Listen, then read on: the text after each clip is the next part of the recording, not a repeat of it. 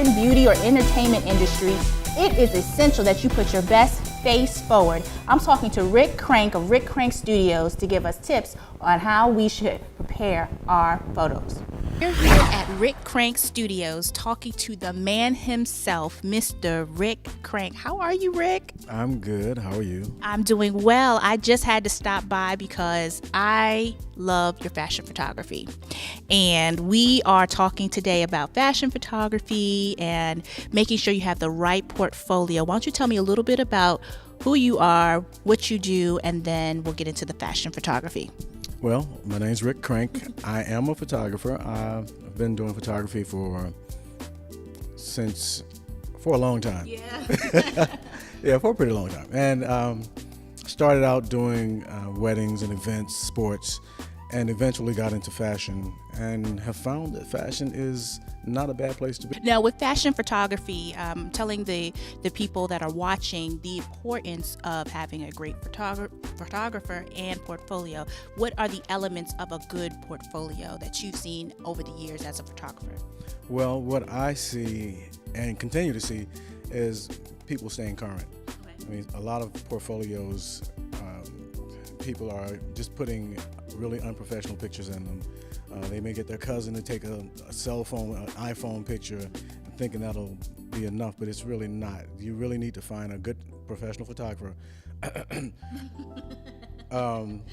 and someone who's been in the industry, or at least who's looked into the industry and knows what they're looking for, and stay current. I mean, it's good to have older pictures, but then you want to chart your progress.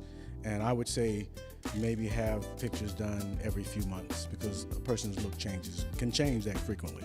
Okay, now when I'm talking about a portfolio for models, of course, but as a fashion professional like myself, explain also the importance of making sure that you have a good portfolio for professional shots and things of that nature.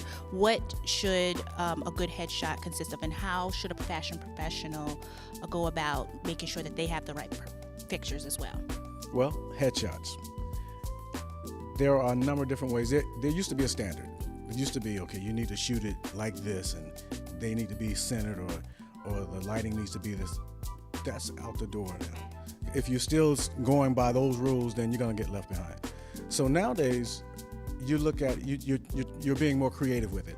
I mean, headshots can be just a basic neck up. But now, whereas in the past when you wouldn't cut anybody off, now you might crop it at the head or crop it below the neck, or angle it. There's just all kind of standards now.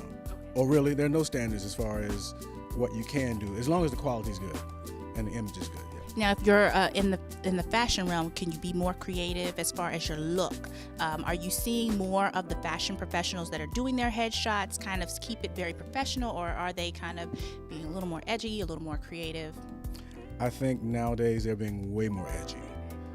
Again, it's not the old stand there and now it's jumping. It's like, and even with it being just a headshot, in a lot of cases there's a lot of variety, there's a lot of action, a lot of different moods, as opposed to just that same old basic thing. So there's a lot more that's going on now. So now, how can people get in contact with you if they want to make sure that they have the great portfolio, great headshots? How can they get in contact with you?